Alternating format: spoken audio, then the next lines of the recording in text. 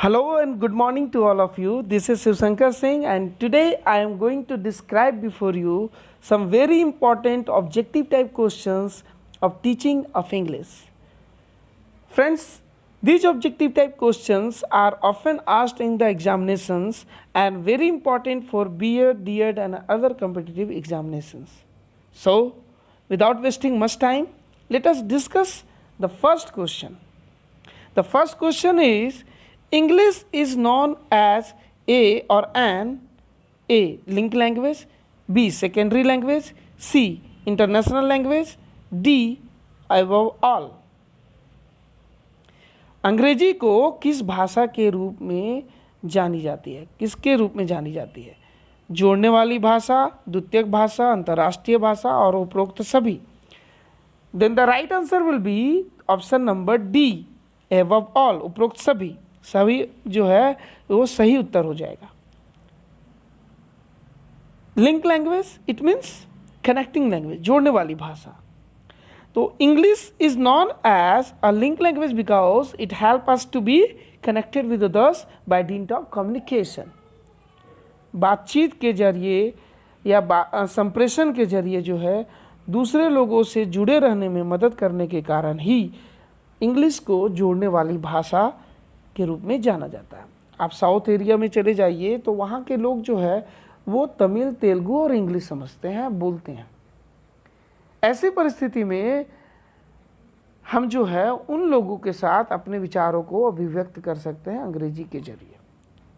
ठीक है, तो इसमें ये जोड़ने वाली भाषा का रोल प्ले कर सकती है. बी. सेकेंडरी लैंग्वेज, द्वितीयक भाषा क्यों कही जाती है? Why is English called secondary language? It is called secondary language because the first language is your mother tongue, your native language. And secondary language is the language which is spoken by the most people of the specific area after the mother tongue. मातृभाषा जो कि पहली भाषा होती है, उसके बाद किसी क्षेत्र विशेष के अधिकतर लोगों के द्वारा या जो भाषा बोली जाती है उसी को हम द्वितीयक भाषा के रूप में जानते हैं. तो अंग्रेजी जो है वो द्वितीयक भाषा भी है. ठीक है, सेकेंडरी लैंग्वेज भी. इसका भी जवाब अगर आपको शॉर्ट नोट्स में ये सब क्वेश्चंस पूछ दे तो आप इसका जवाब दे सकते हैं, इसीलिए इसकी हम संक्षिप्त व्याख्या भी कर दे रहे हैं. ठीक है. सी. इंटरनेशनल लैंग्वेज, अंतर्राष्ट्रीय भाषा क्यों कही जाती है? Why is English known as international language?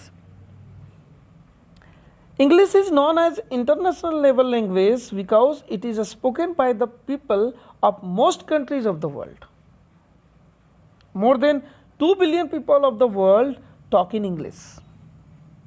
It is the third largest or most of spoken language in the world. पूरी दुनिया में तीसरी सबसे अधिक बोली जाने वाली भाषा जो है वो अंग्रेजी ही है, और दुनिया जो कि दुनिया के अधिकतर लोगों के द्वारा बोली और समझी जाती है. और यही वजह है कि अंग्रेजी को अंतर्राष्ट्रीय भाषा के रूप में भी हम लोग जानते हैं. So the right answer will be option number D, उपरोक्त सभी. Let us see the next question. Question number 2. In which century English language came to India? A. In 15th century, B. In 16th century, C. in 17th century और D in 18th century. किस सदी में या किस शताब्दी में अंग्रेजी भाषा भारत में आई? ठीक है, 15वीं शताब्दी में, 16वीं शताब्दी में, 17वीं शताब्दी में या 18वीं शताब्दी में? Then the right answer will be option number C, in 17th century, 17वीं सदी में. ठीक है. The East India Company was established in India on 31st of December 1600 AD. This period is called 17th century. Clear? तो चूँकि भारत में जो है ईस्ट इंडिया कंपनी 31 दिसंबर 1600 ईस्वी के बाद से व्यापार करना शुरू की, तो उसी के बाद जो है अंग्रेजी भाषा का प्रादुर्भाव भारत में हुआ और तभी से जो है इंग्लिश लैंग्वेज जो है भारत में आ गई. ठीक है, तो the right answer will be option number C, in 17th century. Now Let's see the next question. Question number 3. Which English method is known as natural teaching method? A. Grammar translation method. B. Direct method. C. Audiolingual method. D. None of these. किस अंग्रेजी भाषा को प्राकृतिक शिक्षण विधि के रूप में किस अंग्रेजी विधि को प्राकृतिक शिक्षण विधि के रूप में जाना जाता है? Then the right answer will be option number B, direct method. Direct method is called the best method of language teaching, in which children are taught without any grammatical knowledge, in natural way or manner, in मतलब naturally. Clear? स्वाभाविक रूप से सीखने के कारण, बिना कोई व्याकरण के ज्ञान के स्वाभाविक रूप से सीखने के कारण जो है वो डायरेक्ट मेथड को भाषा शिक्षण की सबसे अच्छी विधि मानी जाती है. और इसका जो है 1901 ईस्वी में सबसे पहले इसका प्रयोग जो है डायरेक्ट मेथड, जिसको हिंदी में हम निर्वाध विधि या सुगम विधि के नाम या प्राकृतिक शिक्षण विधि के नाम से भी जानते हैं. तो ये जो है इसका सर्वप्रथम प्रयोग फ्रांस के गुइन ने किया था 1901 ईस्वी में. ठीक है. और इसका जो प्रत्यक्ष विधि होता है उसमें क्या होता है कि एक शिक्षक जो है वो पहले कोई भी कार्य को करके दिखाता है और फलस्वरूप जो है बच्चे उसे देख करके सीखते हैं. भाषा कोई भी भाषा को बोलता है और बोलते हुए जो है बच्चे उसको सीखते हैं. स्वाभाविक रूप से जो है सामान्य रूप से वो सीखते हैं डायरेक्ट मेथड में. ठीक है. Let us see the next question. Question number 4. Which English teaching method is known as classical teaching method? A. Grammar translation method. B. Direct method. C. Audiolingual method. D. None of these. Then the right answer will be option number A, grammar translation method. व्याकरण अनुवाद विधि जो है वो शास्त्रीय शिक्षण विधि के नाम से जाना जाता है. Why? Because it is a traditional literature teaching method which is being used in India since beginning, and in this method a teacher pays more attention to grammatical rules and regulations and then tell the meaning of the content word by word in a simple language or in mother tongue. Clear? It is known as the oldest and popular teaching method in India since beginning. Bharat में जो है साहित्य शिक्षण की परंपरागत एवं सबसे पुरानी शिक्षण विधियों में से एक होने के कारण जो है इसको शास्त्रीय या प्राचीन शिक्षण विधि के नाम से जाना जाता है. ठीक है. व्याकरण अनुवाद विधि को जो है वो क्लासिकल टीचिंग मेथड इसलिए कहा जाता है क्योंकि इसमें जो है एक शिक्षक व्याकरण के नियमों को ध्यान में रख करके वर्ड बाय वर्ड बच्चों को विषय वस्तु से संबंधित जो भी सेंटेंसेज होते हैं उसको पढ़ करके उसका सरलार्थ आसान भाषा में उसको समझाता है. ठीक है. तो सबसे पुरानी समय से यूज़ किए जाने के कारण इसको जो है प्राचीन समय से ही यूज़ किए जाने के कारण इसको क्लासिकल टीचिंग मेथड के नाम से जाना जाता है. ठीक है. क्लियर है. Now see the next question. Which English teaching method is known as army method? A. Grammar translation method. B. Direct method. C. Audiolingual method. और D. None of these. किस अंग्रेजी शिक्षण विधि को जो है वो आर्मी विधि या सेना विधि के नाम से भी जाना जाता है? तो right answer will be audiolingual method. सही उत्तर हो जाएगा ऑडियोलिंगुअल मेथड. क्यों? ये जो इसलिए कहा जाता है क्योंकि 1942 ईस्वी में जो है अमेरिकन सोल्जर्स को सिखाने के लिए फॉरेन लैंग्वेजेस वगैरह को सिखाने के लिए इस विधि का प्रयोग किया गया था. जो अमेरिकी सेना में लोग थे उनको सिखाने के लिए ही इस विधि का प्रयोग किया गया था. ऑडियोलिंगुअल विधि का प्रयोग किया गया था. इसी के कारण जो है इसको हम आर्मी मेथड के नाम से जाने जाते हैं. इसमें क्या होता है कि स्पोकन रिपीटेशन पर जोर दिया जाता है. भाषा शिक्षण को सिखाया जाता है। और इसके जो प्रतिपादक हैं वो चार्ल्स फ्राइस माने जाते हैं, उन्हीं के द्वारा ये जो है विकसित किया जाता है। डायरेक्टली ये जो है ये डायरेक्टली सिखाया जाता है बिना कोई व्याकरण के रूल्स के, स्पोकन द्वारा, ठीक है। और इसका जो मुख्य प्रयोग है ऑडियो भाषिक विधि का, वो बच्चों को विदेशी भाषाओं को सिखाने के लिए प्रयोग में लाया जाता है। क्लियर है? Audio lingual method is the method which is used to teach foreign languages directly और without any native language of the student. Clear? And it is developed by the Charles Fries. Clear है? Audio lingual method clear हो गया? Now let's see the next question. The question is, the audio lingual method is based on A. cognitive theory, B. behavioristic theory, C. insight theory और D. none of these. Audio भाषी विधि को जो है वो विधि जो है वो किस पर आधारित है? तो इसका सही उत्तर हो जाएगा behavioristic theory, B, option number B. व्यवहारवादी जो सिद्धांत है उस पर ये आधारित है। और इसके जो जनक हैं वो B.F. स्किनर माने जाते हैं। B.F. स्किनर जो हैं वो बहुत बड़े समर्थक हैं बिहेवियरिस्टिक थ्योरी के, ठीक है।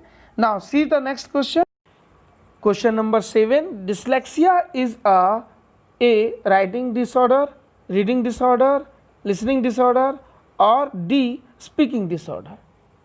Then the right answer will be B. reading disorder. Dyslexia एक प्रकार की पढ़ने संबंधी विकार या अयोग्यता मानी जाती है। इसमें क्या होता है कि एक बच्चा जो है वो वाज को साव पढ़ेगा, साव को वाज पढ़ेगा, न्यूक्लियर को अनक्लियर, अनक्लियर को न्यूक्लियर, बी, डी, 9, 6 ये सब जो अक्षर हैं उसमें कंफ्यूज कर जाता है। 6 को 9 पढ़ेगा, 9 को 6 पढ़ेगा, बी को डी पढ़ेगा, डी को बी पढ़ेगा, तो ये कन्फ्यूजन इसमें रहते हैं, ठीक है। Next question is question number 8। Phonetics deals with A. sound spelling and pronunciation, B. understanding, C. phonetic cum graphic, D. graphic. The right answer will be A. sound spelling and pronunciation. Phonetics deals with sound spelling and pronunciation. ये sound spelling और pronunciation को सिखाने वाली एक branch है, ठीक है, phonetics. Next question, question number 9. Bilingual language method is given or developed by, मतलब बायलिंगुअल मेथड जो है द्विभाषी भाषा जो है विधि वो किसके द्वारा डेवलप की गई, किसके द्वारा विकसित की गई है? A. C.J. Dodson, B. Noam Chomsky, C. Jean पियाजे और डी. लेव वाइगोत्स्की। तो इसका सही उत्तर जो है वो हो जाएगा option number A. C.J. Dodson. Clear? C.J. Dodson जो है बायलिंगुअल लैंग्वेज मेथड के प्रतिपादक भी कहे जाते हैं, मतलब इन्हीं के द्वारा जो है ये भाषा डेवलप की गई है। Next question, question number 10। In which method students learn grammatical rules and then apply them in translating sentences between the target language? A. direct method, B. translation grammar translation method, C. audiolingual method, D. bilingual method. किस विधि शिक्षण विधि में जो है बच्चे पहले grammar सीखते हैं और तब वो जो है सेंटेंसेस को ट्रांसलेट करके टारगेट लैंग्वेज को सीखते हैं? तो the right answer will be option number B, grammar translation method. इसी में जो है ये पहले ही हम ऑलरेडी बता चुके हैं कि ग्रामर ट्रांसलेशन मेथड में बच्चे जो है वो पहले ग्रामेटिकल रूल्स सीखते हैं, तब वो जो है सेंटेंस बाय सेंटेंस को सेंटेंस बाय सेंटेंस जो है टीचर उसका अनुवाद करके उसको समझाता है, ठीक है। नाउ द नेक्स्ट क्वेश्चन, ये कम्पिटिटिव बेस्ड है, इसमें ये कई बार सेक्रेटेरिएट के एग्जाम में, झारखंड सेक्रेटेरिएट हाई स्कूल के पीटी में पूछा गया है, इसलिए हम इसको इसमें सम्मिलित किए हुए हैं। Clear? Question number 11। Choose the correctly spelled word, मतलब जो सही स्पेलिंग वाला वर्ड है उसको चूज करना है। ए. DIAHOEA दहिया, या DIARHEOA सी DIARRHEOA या D DIARRHOEA। The right answer will be option number D. ठीक है, डायरिया की सही स्पेलिंग जो है DIARRHOEA, हम ये सही हो जाएगा।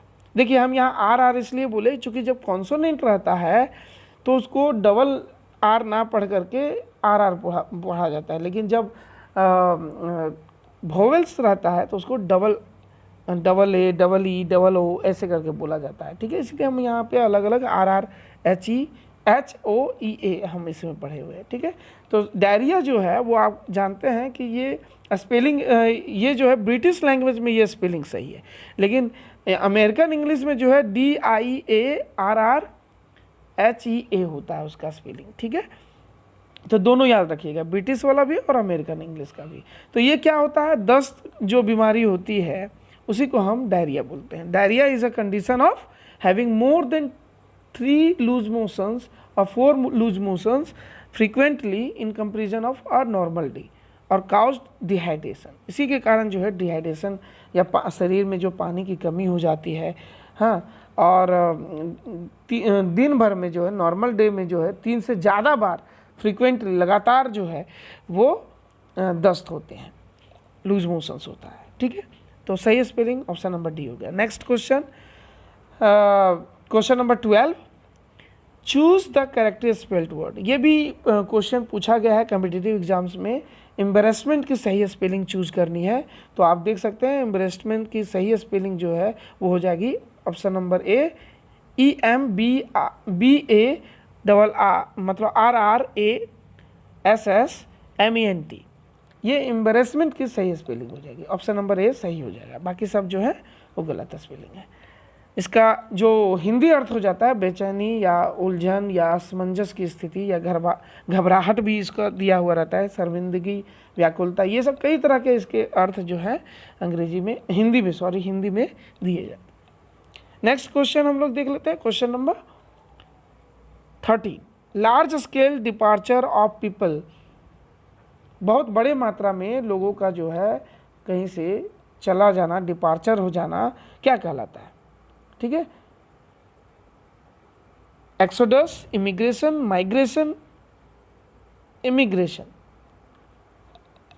तो इसका सही आंसर हो जाएगा ऑप्शन नंबर ए, एक्सोडस, अर्थात निर्गमन या बहिर्गमन। Exodus, a mass number of people departure. Immigration, the act of leaving one's own country to settle permanently in another. Migration, a seasonal movement of animals from one place to another. Immigration, the act of coming of foreign country to live permanently. Okay, then the right answer will be A, Exodus. Okay, now question number 14, the school or college in which one has been educated. A, alumni, B, alma mater, C, matinee और D, Calvin. The right answer will B B, alma mater। जिस school को हम पढ़ करके छोड़ चुके हैं और जहाँ पे हम पढ़े हैं, या वह स्कूल जहाँ पर कोई शिक्षित किया जाता है वो क्या कहलाता है? alma mater कहलाता है। ठीक है, next question is who proposed famous theories on language acquisition. भाषा अधिग्रहण के क्षेत्र में किन्होंने जो है प्रसिद्ध सिद्धांतों का प्रतिपादन किया है? A, Noam Chomsky, B, Lev Vygotsky, C, Jean पियाजे और D, John Dewey. Then the right answer will be A, Noam Chomsky. Noam Chomsky जो है भाषा मनोविज्ञान या भाषा शिक्षण के क्षेत्र में एक बहुत ही प्रसिद्ध नाम है, जिन्होंने कई सिद्धांतों और पुस्तकों को लिखा है, कई सिद्धांतों का प्रतिपादन किया है। Okay, the next question is 16, language and mind is written by, मतलब लैंग्वेज और माइंड नाम की जो बुक है वो किसके द्वारा लिखी गई है? A, Noam Chomsky, B, Lev Vygotsky, C, Jean पियाजे और D, John Dewey. Then the right answer will be A, Noam Chomsky. 1972 में उन्होंने जो है ये बुक लैंग्वेज एंड माइंड लिखी हुई थी। ठीक है, the next question is question number 17, which one is a definite article? A, the, B, A और सी, एन और D, above all. Then the right answer will be option number A, the जो है किसी भी noun के पहले लग करके और उसको डिफिनिट आर्टिकल बना देता है, निश्चित उपपद में बदल देता है। ये खास क्षेत्र में लगाया जाता है। जो चीज़ दुनिया में एक है उसके पहले लगाया जाता है, जो चीज़ यूनिक होता है उसके पहले द लगाया जाता है। Next, the structural approach is, मतलब जो संरचनात्मक उपागम है वह क्या है?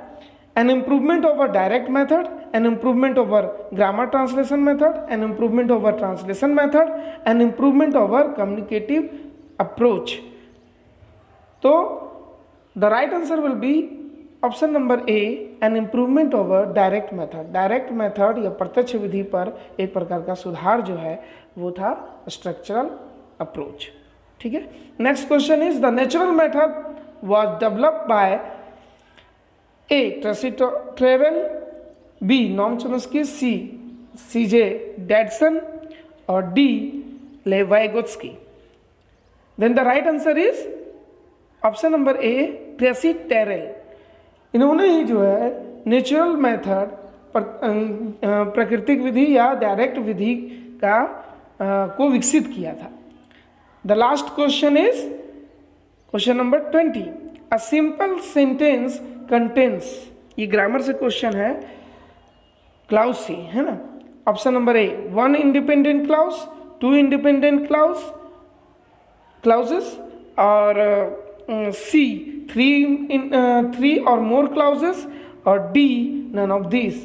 Then the right answer will be option number A, 1 independent clause। जो सिंपल सेंटेंस सरल वाक्य होते हैं उसमें एक स्वतंत्र वाक्यांश होता है।